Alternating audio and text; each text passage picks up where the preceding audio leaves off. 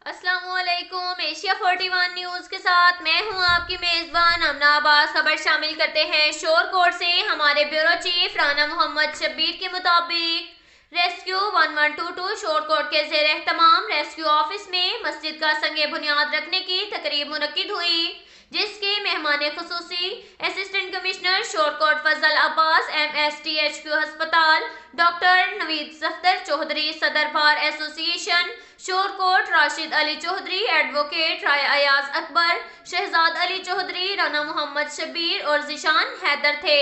In charge rescue office Shorkot Syed Sajjad Hussain ने कहा कि रेस्क्यू ऑफिस में मस्जिद की जरूरत थी। अमला को नमाज की अदायगी के लिए बाहर जाना पड़ता था।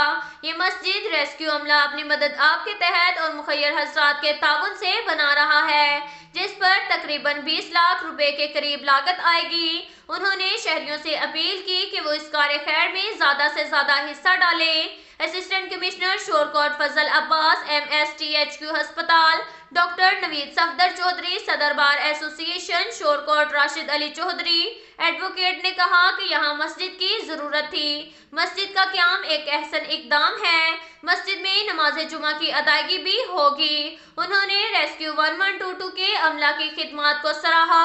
उन्होंने कहा रेस्क्यू अमला दिन रात खिदमत खलक में मसरूफ हैं, जो किसी इबादत से कम नहीं। यही चीजें आखिरत में काम आएंगी। अब तक के लिए इतना ही काफी है। मिलते हैं अगले बुलेटिन में। हमारे साथ रहिएगा। अल्लाह हाफिज।